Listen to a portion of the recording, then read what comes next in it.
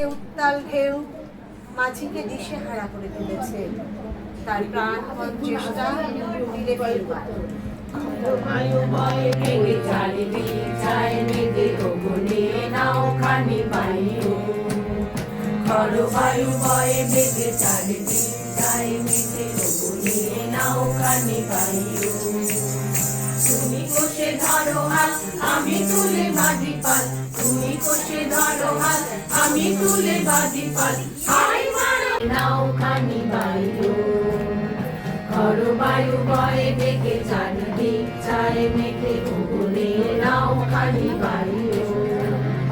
তুমি কষে ধরো হাত আমি তুলে বাঁধি পাল, তুমি কষে ধরো হাত আমি তুলে বাঁধি পাল।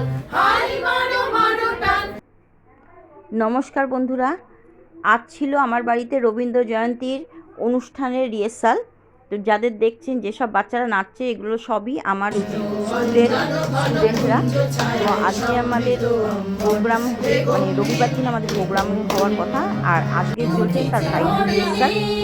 তো ফাইনাল রিহার্সালের প্রস্তুতি চলছে জোর কদমে, সকলেই নাচ নিয়ে খুবই ব্যস্ত। তো আমার গ্রুপ একটা আছে, সেই গ্রুপে মহিলারা গান গায় আর আমার স্টুডেন্টরা নাচে। আমি যেহেতু নৃত্যশিল্পীও, সেই জন্যে আমি এদের নাচেরই প্রস্তুতিটা নিয়ে থাকি। তো সেই মতন আমাদের এই গানের টিম আর নাচ মিলিয়ে আমাদের এই প্রোগ্রামের সম্পূর্ণ প্রস্তুতি চলছে। আগামীকাল হবে মূল পর্ব অনুষ্ঠান। মূল পর্ব অনুষ্ঠানটা কীরকম হবে স্টেজে, তা সবটাই আপনাদের সঙ্গে আমি শেয়ার করব। এখন মজার ছলে বলুন আর আড্ডার ছলেই বলুন, সবটাই মিলেই এই অনুষ্ঠানে প্রস্তুতি চলছে জোর কদমে। মাঝে মাঝে কি আড্ডাও মারা হচ্ছে, চা জল খাবারও চলছে